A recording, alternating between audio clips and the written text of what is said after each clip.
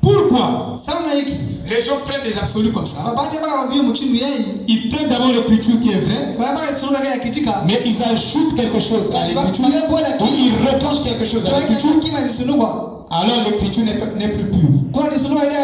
C'est pourquoi quand nous prêchons ici, nous ne devons pas ajouter.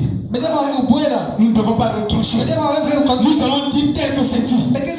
Si ça fait mal à toi, à n'importe qui, tant mieux. Billy Paul ou pas Billy Paul, on dit. C'est pourquoi frère Branham dans les vous disait ceci. Exposé des âges. L'âge de Smith, il disait nous retrouvons exactement le même modèle dans chaque âge. Voilà pourquoi la lumière vient à travers un messager donné par Dieu dans une certaine région. Ensuite, à partir de ce messager, la lumière se répand à travers le ministère d'autres personnes qui ont été fidèlement enseignées.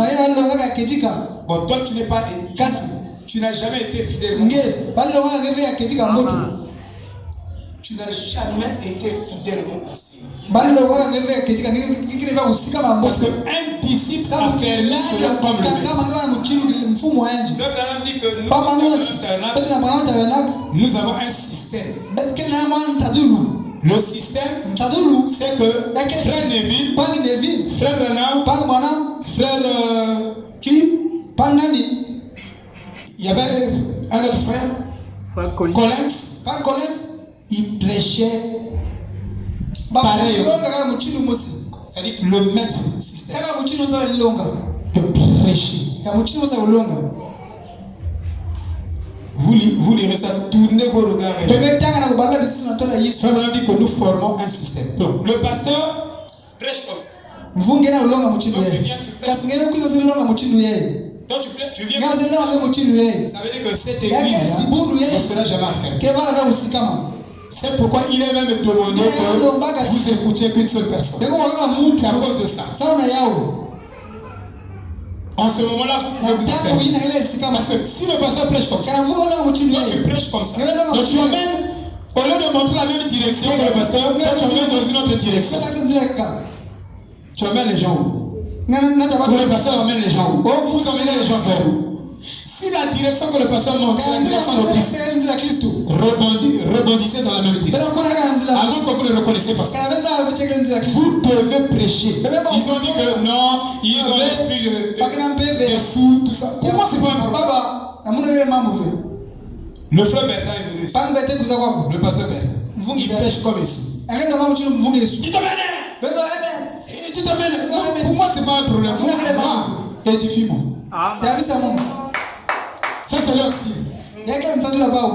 Je ne peux pas prêcher comme moi. Parce que moi, je prêche parfaitement. Je dis pas comment tu fais ça. Il faut imiter la méthode de prêche. Il dit Timothée, Philémon, il prêche comme moi. Frère Neville prêche comme moi. Lisez ici.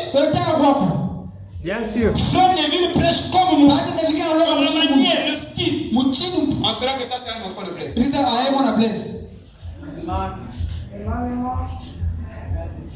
Frère Branham, dans les événements modernes rendus clairs par la prophétie, il dit que Dieu choisit un messager. Il lui donne un style. Et le style là est répété sur tous les éléments de l'âge. Maintenant, pourquoi tu veux chez moi? Tu veux créer ton style à toi. Voilà. Mais le style de Frère Branham a été créé. Sois humble. Prêche comme les autres. Amen. Fais comme les autres. À moins que le Saint-Esprit te dise, moi je ne veux pas que tu fasses comme les autres. Tu fais comme ça. Et en ce moment-là, si c'est structuré, nous on va attendre ça. Mais je vous dis, tous ceux qui ont prêché, ils ont eu le même style. Quand tu écoutais Irénée, c'était la continuité de Paul. Quand tu écoutais Lévin, c'était la continuité de Paul. Et de Branham. Parce que vous ne lisez pas. Ça veut dire, constituant, formons les gens. Un système. Paul dit, Timothée, tu prêches comme moi. Philémon, prêche comme moi. Tite, prêche comme moi. C'est des gens qui imitaient Paul. Ils disent, soyez mes imitateurs, comme je le suis moi-même. Et je vous dis, Bika a eu beaucoup de succès dans tous les autres ministres qui prêchaient. À cause du fait qu'il imitait ma prêche. Et quand il prêchait, même de grandes personnes venaient me voir. Mais par contre, quand il prêchait, les gens venaient me voir pour me parler en mal d'eux. Et j'arrêtais. C'est pour vous dire que je vous protège. Parce que moi, je ne peux pas accepter les médecins où je travaille avec vous, sincèrement, où je travaille avec vous avec hypocrisie. Donc je suis hypocrite. Je ne veux pas l'être. Sinon les gens boudaient. Ils ont boudé. J'ai dit, c'est moi qui l'ai mis. Si tu le contestes, tu me contestes. Je vous dis là. Amen. J'ai un bon esprit. Je dis, si tu me contestes, si tu le contestes, donc quand les frères montent ici, si vous les contestez, c'est moi. Mais ils doivent suivre le modèle du maître. Et il a dit, tout disciple affermi sera comme le maître. Ouais, sera comme le maître. Et voilà. Voyez-vous, frère? Donc, il dit, ensuite à partir de ce messager, sur l'ensemble des fidèles bien enseignés, et ils vont répéter cela. Amen. Amen. Ça c'est le 8e article. Le 9e article disait, qui ne croit dans la Sainte Église catholique, la communion des saints. Frère Madame dit, ce n'est pas la montagne qui est sainte, mais c'est le Dieu saint sur la montagne. Ce n'est pas le lieu là qui est saint. Même si vous dites l'église des saints des derniers jours, l'église redemptée, l'église de feu, tout ça c'est des mots. Il dit, je souhaitais qu'on appelle seulement l'église de Christ, au lieu de l'appeler Branham Tabernacle. Je souhaitais qu'on appelle seulement l'église de Christ. C'est mieux. Mais regardez les noms fantaisistes. Regardez les noms fantaisistes. L'église de la colonne de feu, tabernaclé dans les huiles, dans les êtres humains. Mes frères, même si vous faites vos noms, c'est pas ça qui va faire la colonne de feu. Si vous n'avez pas la parole. Frère Branham dit, l'église catholique dit, donc, je crois à la Sainte Église catholique. À la Sainte Église catholique. Il n'y a pas une église. Dans le message, quelle est l'église? C'est pas l'ancien évangile. Déjà, vous êtes déjà dans le message. Vous n'êtes même pas dans la carte. On ne vous connaît même pas. On ne me connaît pas. Mais nous sommes petites bédrères. La moindre de toutes les villes de Jésus. Si Dieu nous connaît, cela est suffisant. Alléluia. Je crois à la Sainte Église catholique et à la communion des saints. La communion des saints dont il parle ici, ce n'est pas la communion façon. La communion des saints, ils se prosternent devant les reliques des saints. L'archange Michael, Saint-Pierre, Sainte Agathe, Sainte Agathe, prie pour moi. Dans l'église catholique, il y a des milliers d'intercesseurs. Donc Pierre, c'est un saint. La sainteté pour eux, qui est saint? C'est celui qui est mort d'abord. Il y a 9 fois. Après on est canonisé, on dit, il faut reconnaître que la sainte. Donc on dit maintenant, sainteté, saint Hérald, saint bienvenue, saint Russie, saint Primiche, saint Véken. On termine. Merci.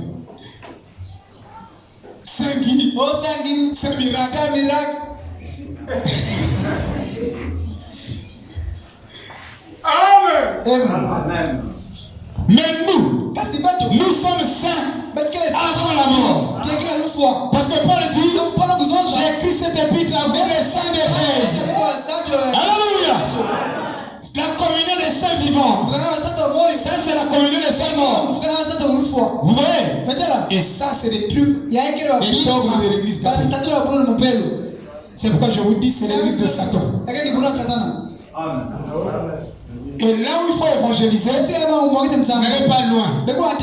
Pourquoi aller loin? Pourquoi aller loin?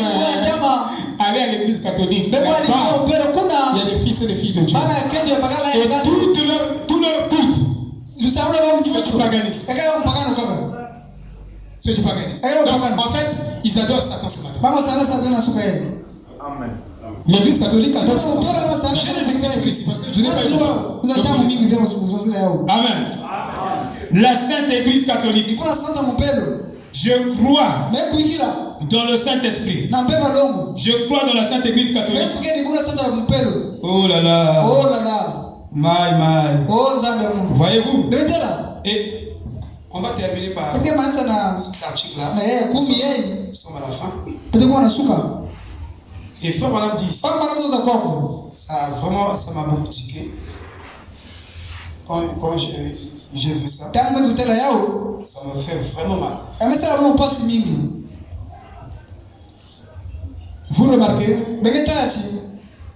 que quand Dieu ou un homme avec un ministère ou avec quelque chose de surnaturel, les gens qui viennent tout autour de cet homme-là, de ce ministère-là, ils ont toujours tendance à former un clan.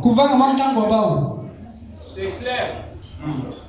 Jésus était sur la montagne de la transfiguration. Voici Moïse qui apparaissent. Pierre, Jacques, Jean. Ils ont dit, oh non Seigneur.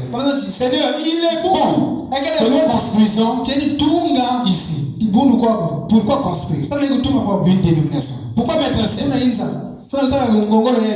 Pourquoi? Et c'est ce qui se passe aujourd'hui. Je utilise Joseph pour distribuer les bons et les gens viennent autour de lui. Et quand les gens viennent autour de lui, c'est pour lui placer au-dessus de tout le monde. Donc, ils ont voulu faire de Coleman un dieu. De Folivé, on a voulu faire de lui un dieu. Branham, on a voulu faire de lui un dieu. Et cet esprit-là n'est pas mort. Il est vivant. C'est l'esprit du pape. C'est l'esprit de l'église catholique. Non seulement la Trinité, mais il y a cet esprit-là aussi qui vient au milieu de nous. Vous voyez? On vient autour de Joseph. On veut faire un clan. Oh les bons,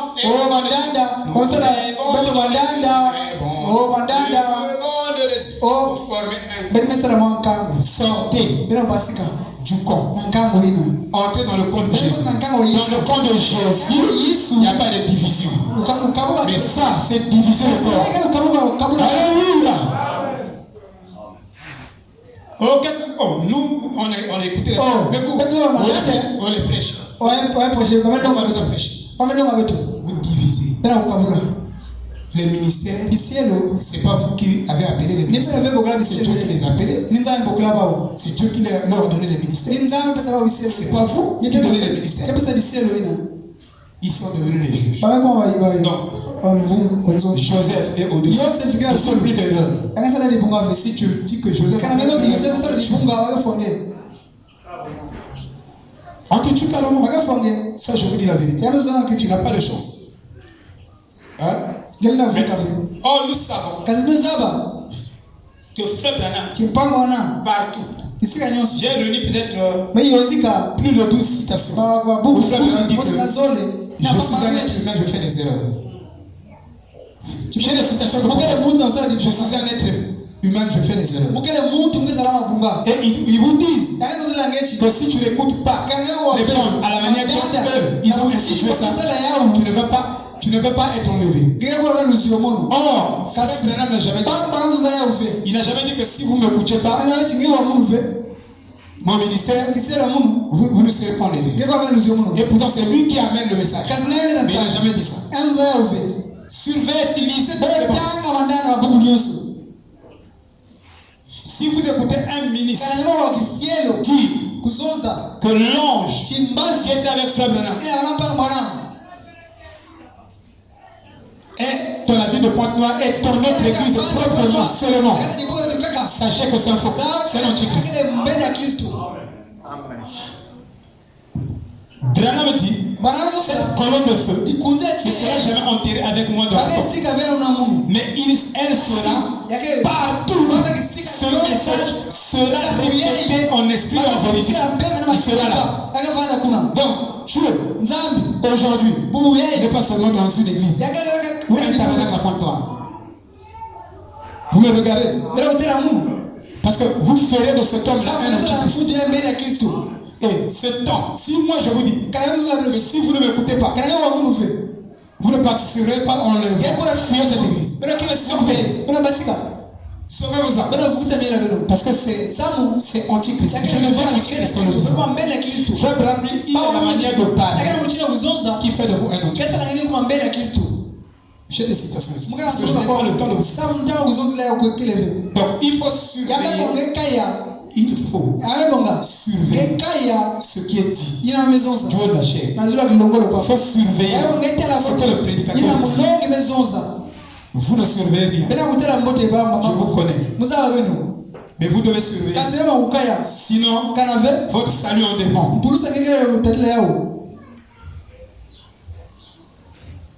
Vous voyez, frère? Savez-vous que même Joseph, dans l'Ancien Testament, avait commis une erreur. Et pourtant, Frère Branham a pris Joseph comme le type parfait de Christ. Il dit Joseph typifiait Christ dans sa perfection. N'oubliez pas, malgré cela, il avait commis une erreur. Regardez l'erreur que Amen. Christ est identifié dans tous les âges. Au paragraphe 54. Observez Joseph. Il dépeint la vie de Christ. Il dit Christ parfaitement. Mais Frère Branham dit ça. Il a fait une erreur pour montrer que c'est lui.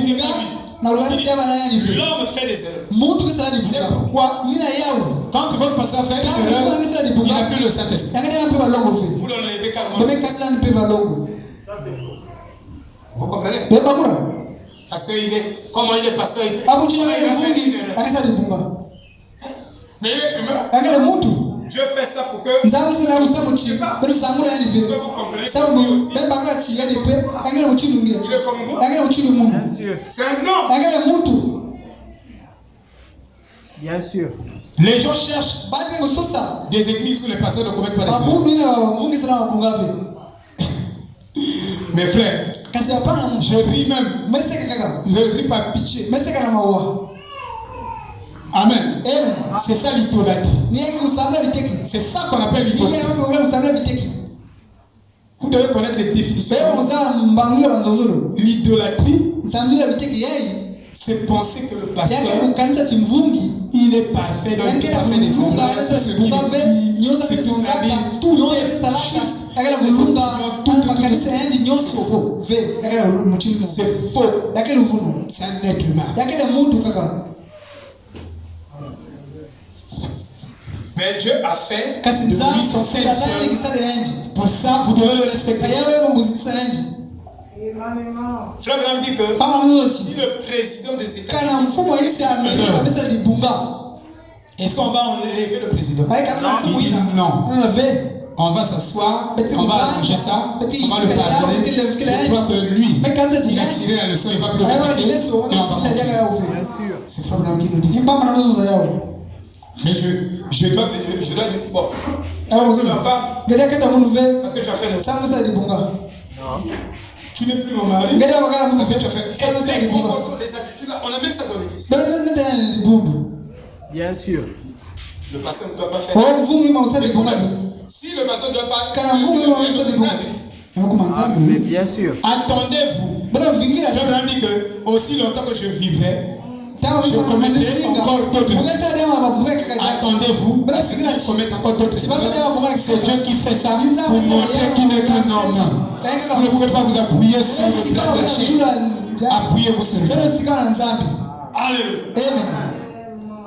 Je vous ai dit, il y a des péchés prémédités. Vous commettez des choses par préméditation, un mensonge. Il peut arriver, il a dit quelque chose. Si c'est vraiment un fils de Dieu, si on lui montre cette erreur, il doit demander pardon. S'il ne le fait pas, cela vous saurez qu'il est antichrist. Il y a des personnes antichrist. Nous parlons de l'antichrist. Vous pouvez aussi avoir une attitude antichrist. On prêche la parole, on dit la vérité de la parole. Mais vous boudez. Vous êtes antichrist. Et il y a beaucoup de gens qui sont antichrist. Parce qu'on vous montre la vérité. Mais je ne peux pas accepter ça. Je suis antichrist. Frère Balam, il a fait une erreur.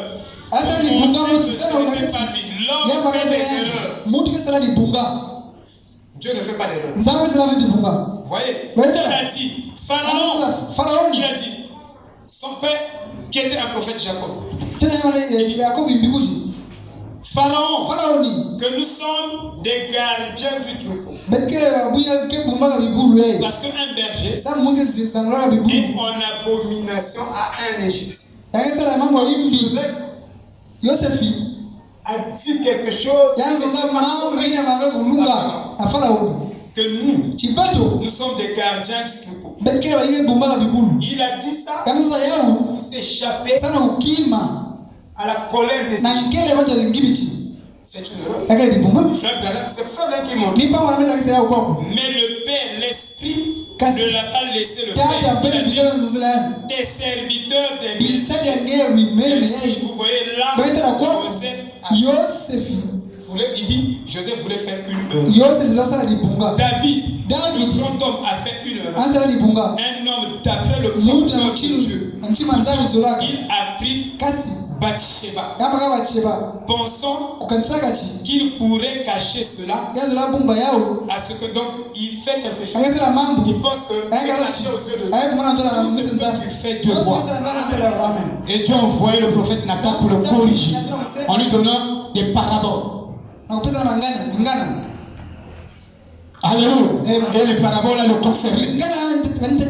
Un homme avec beaucoup de richesses, il a laissé tout son troupeau. Il est allé prendre quelqu'un qui n'avait qu'une brebis. Il est allé tuer la personne, a pris sa brebis. Dit Nathan au roi. Le roi dit, mais un tel type, il faut qu'on le tue même. Il dit, le type en question, c'est toi. Les prophètes n'avaient pas peur des rois. Il dit, le type en question, c'est toi-même. David a tremblé. Il a pleuré devant le prophète. Amen. Est-ce que vous voyez, frère? Oh, que Dieu nous aide. Donc l'homme reste l'homme. En tant que votre pasteur, tu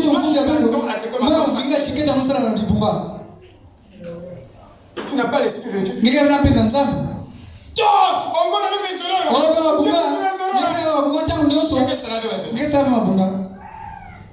Parce que je vous annonce. Tout humain peut commettre des erreurs. Mais ne soyez pas comme il n'y a pas de plus grave. Les autres, c'est plus grave. Pour toi, c'est moins grave. Il n'y a pas de je vois, il a fait une erreur. Il a fait une erreur. Frère, regarde, il a fait une erreur. Mais toi aussi tu as fait une erreur. Toi aussi tu as fait une erreur. Et ça fait que nous, ici, nous n'avons pas atteint la perfection. Parce que nous ne savons pas que lui, pour atteindre la perfection, il faut la grâce de Dieu. Et nous faisons pression sur les gens pour qu'ils atteignent la perfection en un jour. Nous commettons aussi des erreurs. Nous devenons comme le diable qui fait pression sur les gens pour les pousser dans l'erreur. Amen. Amen. Si quelqu'un pêche, ça devient le discours de l'internet. Il dit sujet du jour. Oh, Mbaya a fait ça. C'est un problème. Mais Mbaya a sauvé des âmes. Il a chanté, il nous a réjouis. Au lieu de prier pour lui, qu'il le fasse ou ne fasse pas, c'est Dieu qui connaît la vérité. Toi tu supposes. Prie pour lui. Toi tu connais pas les erreurs. Frère Branham dit que quand nous défions les hommes, il dit c'est plus que le catholicisme. C'est plus que le bénite. Tu dis, les catholiques, ils ont les bénites, mais toi, tu adores les hommes. À la place de Dieu, tu as plus que les bénites avec toi. Je veux dire, tu as des milliers de hommes bénites avec toi. Dépassons même l'eau bénite, une seule bouteille de catholique. Toi, tu en as même des 50 milliards de bouteilles en train d'adorer l'homme qui est né de la chair. Maudit soit celui-là. Amen. Je finis par le dernier acte. Dans 2 minutes. Non, mais, excusez-moi. Quand je dis 2 minutes, il faut le multiplier ça par 10. Dieu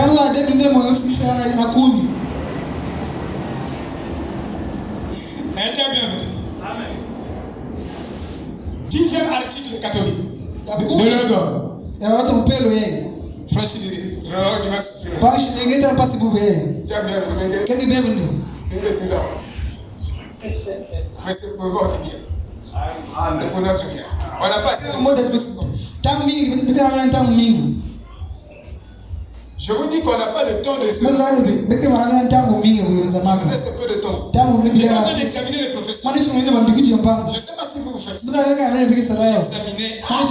Je dis c'est terrible. Je vous dis la vérité. Tous les régimes papales. Il n'y a pas un pape qui a fait 100 ans. 100 ans, 120 ans. Dans son régime. Donc vous pensez que Léon XIV,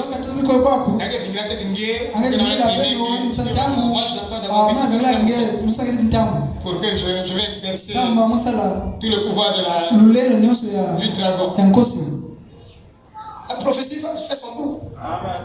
C'est toi et moi d'interpréter. 10e don, le pardon des péchés. Il dit, Jésus a donné à l'église le pouvoir de pardonner les péchés. Donc le pardon des péchés. L'église catholique, ils appellent ça les indulgences. Donc toi, si tu veux commettre les péchés, tu as déjà une femme. Tu as une soeur déjà du message. Après, tu commences à faire des affaires, tu deviens riche. Tu viens vers le pasteur. Au pasteur, vraiment ma femme là, elle est têtue. Au lieu que je la chasse, Frère Branham m'a dit, je préfère la polygamie que le divorce. Donc je la garde seule. Mais entre temps, je suis amouraché de la soeur. Quand je la vois, mon âme tressaille. Ton pasteur, moi j'achète 2 belles voitures. Une pour Papa Blaise, l'autre pour Maman Colette. Même ta femme, j'achète la voiture.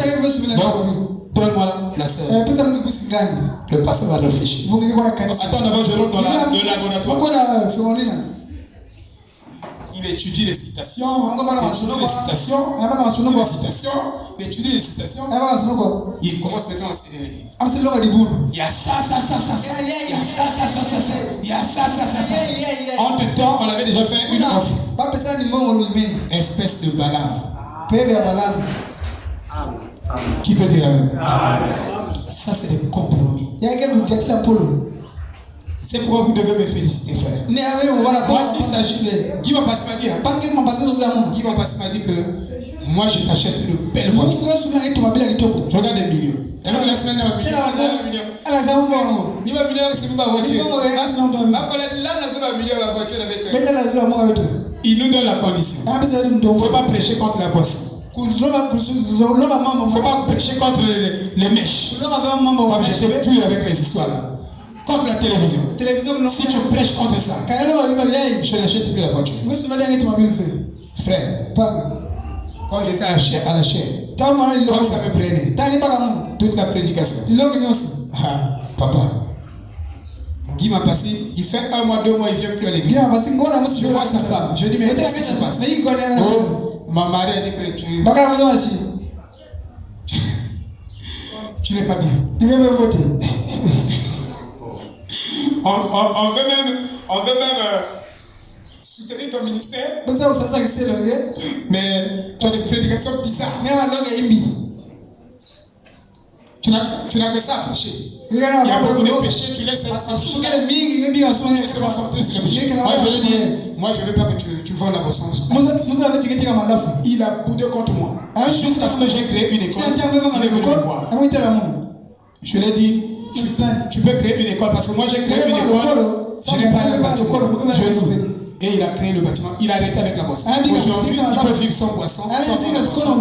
J'étais en train de l'aider. Et un vrai frère vous dira la vérité. Aujourd'hui, ils ne font plus la boisson alcoolisée, mais ils vivent mieux et ils vivent bien. Je voulais seulement le sortir de cette voie de l'unité. Amen. Maintenant, regardez. Abraham nous dit que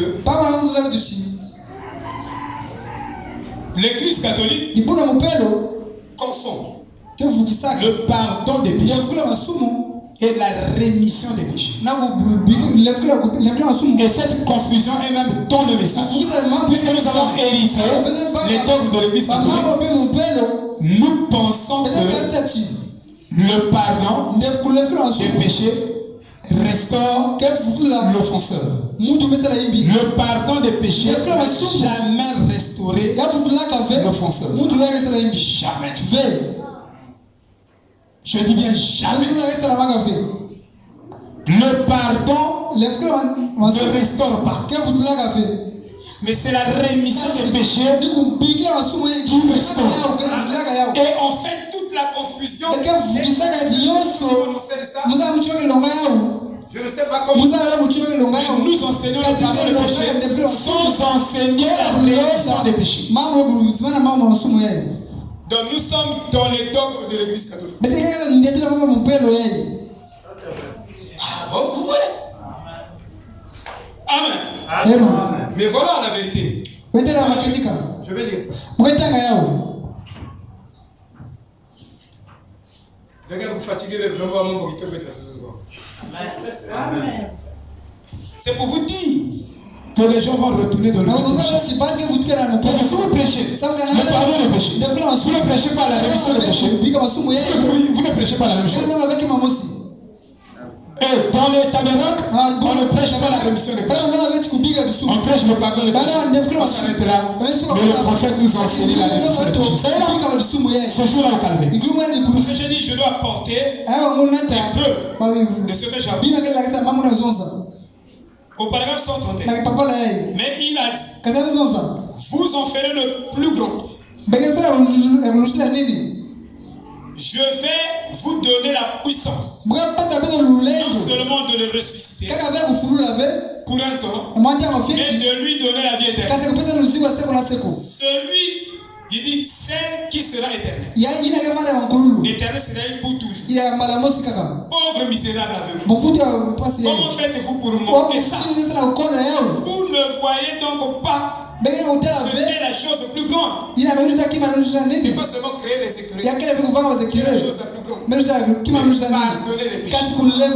Et qu'un mortel dont la vie est éternelle ce que l'ancien évangile a dit, que la vie éternelle passe par donc un mortel donnant la vie éternelle à un mortel, ça c'est la chose la plus grande. Et pourtant ça est là. Vous ne voyez pas le prophète. Je sais pas, vous direz le livre de Tom Sawyer. Mais sauf ça. Sinon vous ne serez pas étonnés. C'est la plus grande chose qui ait jamais pu arriver. C'est de transmettre la vie éternelle à des gens. La vie éternelle. La vie qu'il avait. La vie qui était en lui. De la transmettre à d'autres. Est-ce qu'un homme peut faire ça? Est-ce qu'un homme peut transmettre la vie éternelle à un homme? Un fils de Dieu le peut. Les gens ne croient pas. Je ne sais pas si vous croyez.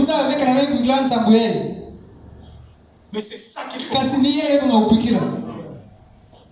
Il dit, Jésus a dit, ceux à qui vous remettez, écoutez bien les mots, hein.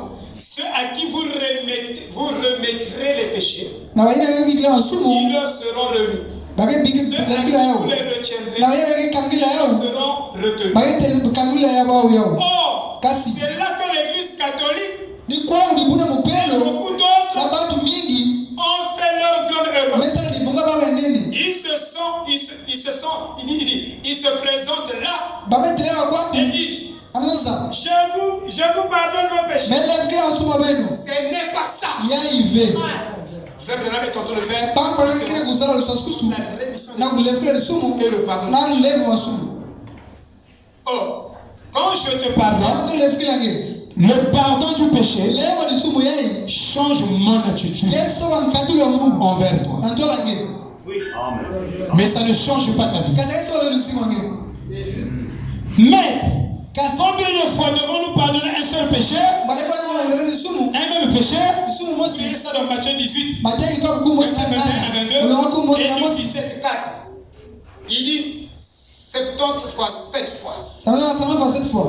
Dans 70 fois 7, ça fait combien? 70 fois 7, ça fait 490, non? 490 fois la même faute. Mais toi, tu n'arrives même pas au niveau du pardon. Tu n'arrives pas à pardonner une erreur qui se répète 10 fois, 12 fois. Tu prends déjà une conclusion définitivement absolue contre cette erreur, contre la personne. Tu n'es pas de Dieu. Amen. Parce qu'il n'y a que les enfants de Dieu qui peuvent pardonner. Le pardon appartient aux enfants de Dieu. Et c'est celui qui pardonne qui croit spirituellement. Mais si toi tu ne me pardonnes pas, tu ne crois pas, c'est pourquoi moi je dois te pardonner. Père, pardonne-leur parce qu'ils ne savent pas ce qu'ils font. Mais l'Église catholique ne comprend même pas comment ça fonctionne. Et même dans le message, les gens confondent le pardon des péchés et la rémission des péchés. Et le prophète continue. Combien de fois il dit répondez-vous et chacun vers Dieu. Et il dit la rémission des péchés, la rémission de vos péchés. Il dit au paragraphe 137. Car la repentance et la rémission du péché doivent être prêchées. Il ne dit pas le pardon des péchés. Le pardon des péchés. Surtout, la commission de l'Église, c'est de remettre les péchés. Et que signifie la rémission des péchés? Et que signifie le pardon des péchés? Vous devez le savoir. Parce que vous n'êtes pas les catholiques. Les catholiques ne connaissent pas ça. Et même les catholiques du message.